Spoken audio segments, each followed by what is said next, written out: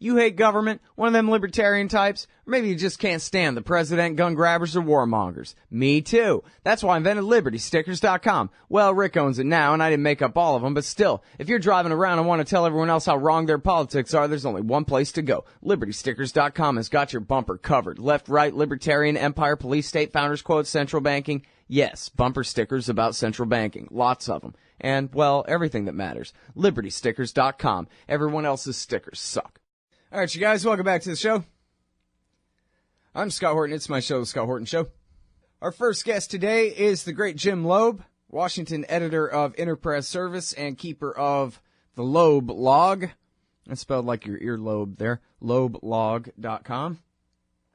So your pal and mine, Ali Gharib, has an article here at your site, lobelog.com. And, of course, you're just as good on all this stuff as him. And he was unavailable, but anyway, this is the subject matter I'd like to cover, at least for starters here.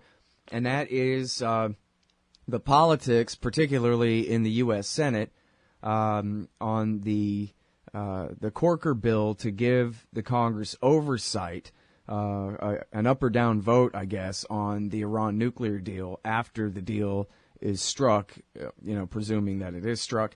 And all the mess going on with the so-called poison pill amendments, if indeed that's what they are, and what's behind that, and the split between the American Israel Public Affairs Committee and some of the more prominent neoconservative writers and all of that. So dive right in and tell us what you think is important here. Well, I don't know. I mean, I think the legislative situation is kind of fluid at the moment. The majority leader, Mitch McConnell, said that he wanted to wrap up a vote on the Corker bill, the Corker-Cardin bill, by tomorrow. So I assume now that he's spoken, that's what will happen, and there won't be any additional controversial amendments. So the bill will pass. Then it has to be taken up by the House, and I don't know how quickly Boehner wants to take it up. I'm just not clear about that at all. I think there has been some talk within the Republican caucus about a couple of alternatives. One is to indeed force a vote on a final agreement, presuming one is reached by the end of June or shortly thereafter, either in July or September, and to force the Democrats to vote to not to disapprove of the deal, which the Republicans think will be a winner for them. But there's also the possibility that there'll be an effort to put some of the more radical amendments, like requiring Iran to recognize Israel, onto unrelated legislation like the Pentagon Authorization Act, which is coming up next month. Mm-hmm. And so I guess there's quite a lot of debate about what the Republicans are going to do. But to go back to the original question and what Ali was writing about on the blog, essentially there's been something of a split, at least in tactics, between AIPAC on the one hand and more radical forces led by Bill Kristol at the Weekly Standard, who he's also the director of the Emergency Committee for Israel, and within Congress by Tom Cotton, the Arkansas senator, as well as Marco Rubio. It seems that they wanted their so-called poison pill amendments to be voted on, whereas AIPAC, the premier kind of Israel lobby, which tries very hard to retain its bipartisan appeal, has taken the position that Corker-Cardin should be passed without any poison pill amendments, because I think they wish to set the stage for a vote of disapproval of any deal. I think that's their their goal. So there's a serious tactical disagreement Well, between. what is Bill Kristol going for? I don't understand why they would. I mean, I understand that they claim that the Corker bill, Corker-Cardin, whatever, is not hardcore enough. It doesn't give them. It doesn't require a 2/3 supermajority ratification and this kind of thing. And that kind of deal, but those aren't the amendments, right? The poison pill amendments are just, you have to never give another dollar to Hezbollah, or you have to recognize Israel as a Jewish state, which even the Israelis don't necessarily do in law, right? That's still controversial in Israel, but it's not supposed to be for Iran. But so the only purpose of those amendments could be to force Obama to veto it, right? And then so they could try again and have harsher terms in the next bill. Is that the point? Well, I think there are a number of different considerations. I mean, remember, Kristol's not only a kind of Likud activist; he's also a Republican activist. And he comes from neoconservative royalty, whose roots lie in kind of people who were at least flirting with Trotskyism, and they retain that kind of Trotsky element of, if you can't get what you want, you burn it down. There's a kind of all or nothing mentality at work, and I think the idea is Kristol originally supported the Corker bill when it was originally introduced, because it had a number of provisions that were very problematic to the administration, and the administration was strongly opposed to it.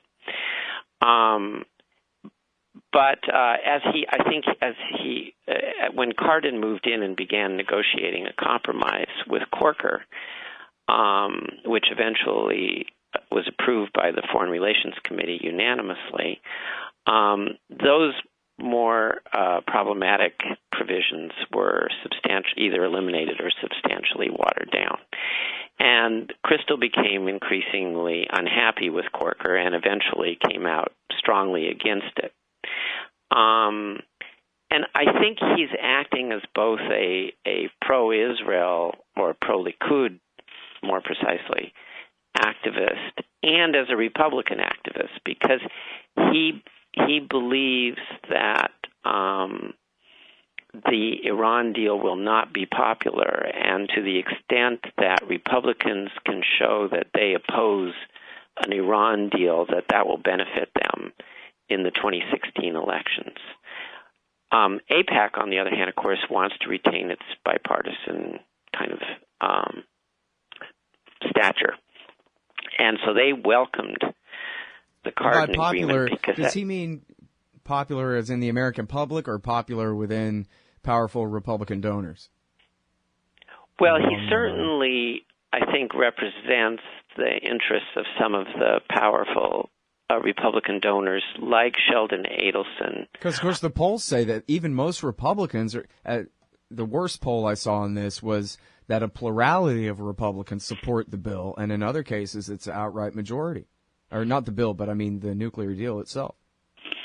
Well, I mean, I think he thinks that there are enough holes to be poked in the deal that they can bring around Republican voters. But he does also, as you suggest, kind of represent the interests of some wealthy Republican donors who are going to play a major role in determining who the presidential candidate is going to be for the Republican Party in 2016. Now, I mean, what's interesting, I think the most interesting thing, and what Ali noted in his post, was that the Wall Street Journal editorial board, which is about as hardline neoconservative as you can find, implicitly criticized Kristol's position, right, and ultimately backed AIPAC. All right, now hold it right there, Jim. We got to take this break, but when we get back, we'll talk about that, the splits within the neocons, and there are various editorial pages here over the tactics that they're employing against the Iran deal, particularly in the Senate, with the great Jim Lobe at loblog.com. Hey, Al Scott here. Ever wanted to help support the show and own silver at the same time? Well, a friend of mine, libertarian activist Arlo Pignati, has invented the alternative currency with the most promise of them all. QR Silver Commodity Discs, the first ever QR code 1-ounce silver pieces. Just scan the back of one with your phone and get the instant spot price. They're perfect for saving or spending at the market. And anyone who donates $100 or more to the Scott Horton Show at scotthorton.org/donate gets one. That's scotthorton.org/donate. And if you'd like to learn and order more, send them a message at commoditydiscs.com or check them out on Facebook at /commoditydiscs. And thanks. All right, you guys, welcome back. I'm Scott Horton. It's my show, Scott Horton Show. I'm talking with the great Jim Lobe from Interpress Service and lobelog.com. We're talking about, politics of the Iran deal here. Ali Gharib has a new one there, neocon versus neocon on Iran. And that's where we left off was we got Jen Rubin in the Washington Post. We've got, I guess, just the Wall Street Journal in the Wall Street Journal. I don't know if it was an unsigned editorial. And then you got Bill Kristol, of course, at the Weekly Standard. And then you got his protege, as Ali Gharib calls him, Tom Cotton, and suck up Marco Rubio in the Senate, following Kristol's lead. And so where we left off at the break, he said the Wall Street Journal, in a kind of understated way, but they pretty much went out after Bill Kristol for pushing these poison pill amendments against the Corker deal. And as did Jen Rubin of the Washington Post, which was also a surprise, because these are very hardline neoconservative, well, in the case of the editorial board of the Wall Street Journal institution, and then Rubin herself is quite shrill in her own, I think, extremism. But yeah, they both criticized, at least implicitly, Kristol and Cotton. But again, I think this is mainly a tactical disagreement. They're saying that, don't let don't let the perfect be the enemy of the good. We can still use Corker Cardin in order to, at the very least, embarrass Democrats and perhaps even derail the deal or sabotage the deal through congressional action. Although the Wall Street Journal's editorial was particularly interesting because it seemed to be reconciled to a deal being reached, number one, and number two, Congress really being unable to do anything about it until the successor to Obama takes office in January 2017.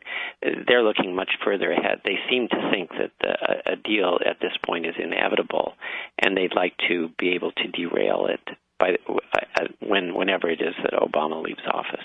Mm-hmm. Yeah, that's interesting that that's their take on it, is that once they get the deal signed under this bill, under the Cardin bill, assuming it passes both houses and is signed by the president, that even though they have the authority to vote it down, they won't be able to. Now, do you think that's really right? Well, I mean, I think barring any unexpected event or any kind of provocation by either hardliners in Iran or Saudi Arabia or Israel that would involve any kind of military action on the part of Iran and in some way then oblige the United States to do something. Barring that scenario, I don't think the votes are going to be there to reject a deal. I think the Republican quest for a veto-proof majority is, at this point, considered quixotic, at least by the Wall Street Journal. And it may even be that they won't be able to get enough votes to prevent a Democratic filibuster against any resolution to disapprove the deal. I think they're hoping that they can get disapproval of the deal and force a veto, but they may not have enough votes. Well, and it seems like once they announce, we got a deal, and the entire United Nations permanent membership of the Security Council are behind it, and look at all the signatures on it, and we're moving forward now, then it's got to be the case that, again, all things being equal, as you said, no Jandala attacks inside Iran or anything over the weekend, or not the weekend, but you know what I mean, over the time between the end of June, here and the end of June, then at that point, then the political winds will have really shifted toward the president, and it would really be bad politics at that point, probably, for them to spoil the deal after it's already signed, right? I mean, that's what I think. I think it'll be even very difficult for a Republican president to back out of a deal unless there's some kind of flagrant violation of the agreement that takes place, that a secret enrichment facility is discovered or something along those lines. But frankly, I mean, even Benjamin Netanyahu has told his security cabinet that his worst fear is that Iran will be scrupulous in abiding by any deal for the life of that deal. Right. And therefore there will be no way to overturn it at all or overturn Iran's accumulating expertise on nuclear power and how you use nuclear energy. Mm-hmm. Well, one thing that's interesting about all this is, I mean, and I'm generalizing, obviously, but there's value in it. It seems to me like this nuclear deal actually doesn't change anything. They're going from a safeguarded civilian nuclear program to a very, very safeguarded nuclear program, civilian electricity program here.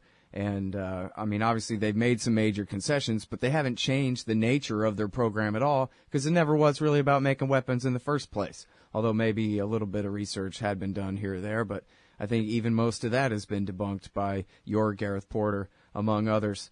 And so it really doesn't make much difference because all the war party hype about Iran and their nuclear program has basically been just a bunch of hype all along. So there's no reason for them to change.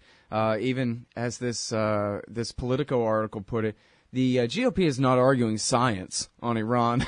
They got some slogans, but they don't want to argue about what percent uranium-235 it takes to make a bomb because they'll lose that argument. Or about the details of the safeguards agreement, they'd lose that argument. And so all they've got is a bunch of hype, and all we've got is a civilian nuclear program. So I don't see really what's the big deal, kind of either way, for reality or for their continued narrative that Iran is a threat. So what's really their problem with this thing anyway? I mean, like, I'm sorry, one more, just to try to make myself clear because I'm not very eloquent sometimes. Like that story you just were referring to where Netanyahu said his fear is that if this deal takes place and the Iranians live up to it, that they'll be able to normalize relations with the world and with the West and that kind of thing. But I don't see that in the cards at all, right? Do you? No, I mean, I do believe. I don't think the Israelis are fearful of a nuclear attack by Iran on Israel. I think what they're fearful of is a major change in the balance of power in the Middle East. And I think personally that it's indisputable that if a deal is reached and sanctions are lifted, Iran is going to become a much bigger player than it is now. I don't think it can achieve hegemony over the region by any means because there are just too many states that are against it and that will oppose hegemony and are able to do that. But it'll become a much bigger factor than it has been. And to the extent that the West in general and the U.S. in particular can achieve any kind of rapprochement with Iran, people's power calculations in the region will change. Certainly, Saudi Arabia has quite a lot to lose in terms of its influence, and I think Israel fears that it also will lose.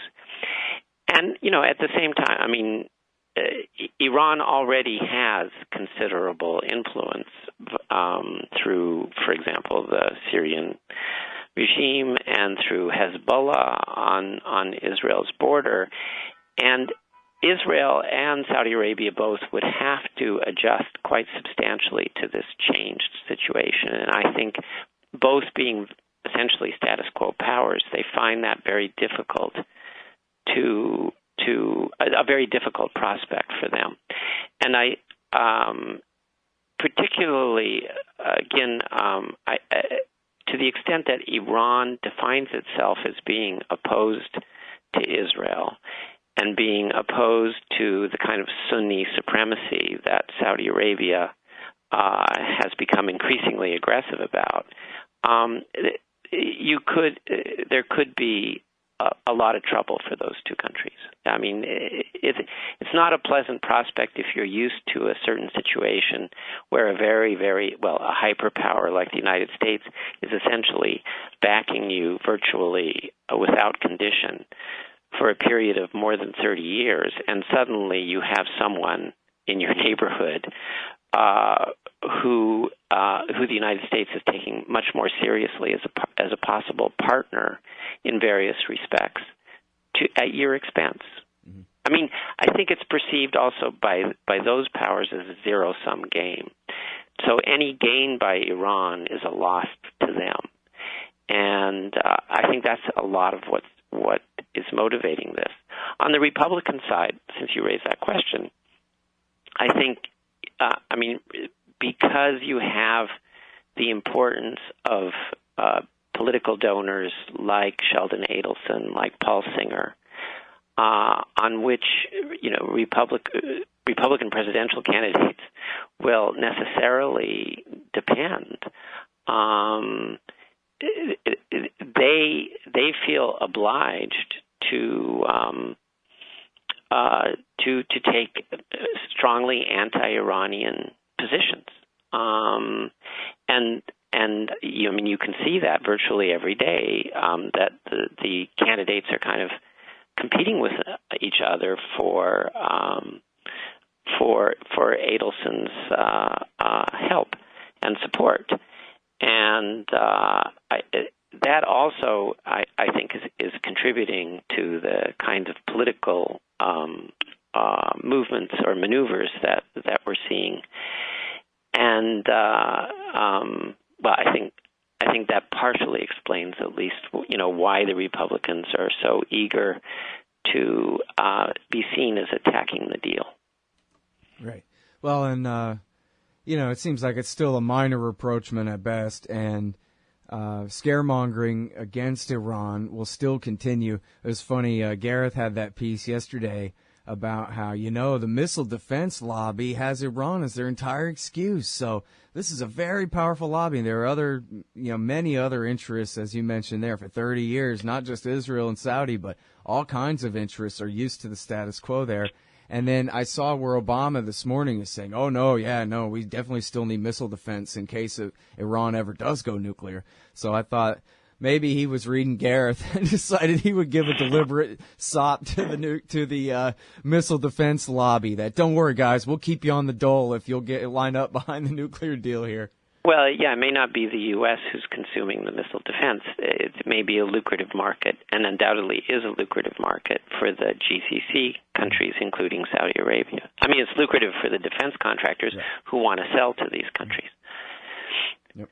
So they'll keep hyping the Iran threat, and to a certain extent, even though there may be some rapprochement and some cooperation between the U.S. and Iran on regional issues, I'm sure that the whatever administration is in power in here in Washington, they'll still keep talking about the potential threat of Iran because they want to keep Saudi Arabia on their side, and they want, particularly I think the goal of the Obama administration is to achieve some kind of equilibrium between Iran and the Sunni powers and Israel in the region, so that the United States can begin to move to a more offshore position as a balancer, and at the same time sell a lot of weapons to worried clients. Yep. Yeah. Well, hell, I already kept you overtime, so I'll go for one more thing. I had Mark Perry on the show, and it was about Pentagon opposition to the war in Yemen that they're fighting.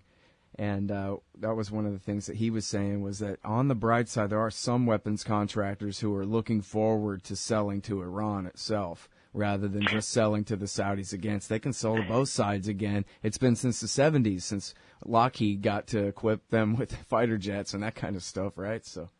Yeah, no, I think that's true. I mean, and it was taken here, the Russian announcement that they would indeed go ahead with the sale of these pretty advanced air defense systems to Iran, which they first promised more than a decade ago, is a bid by Russia to make a claim to the anticipated arms market that Iran will represent.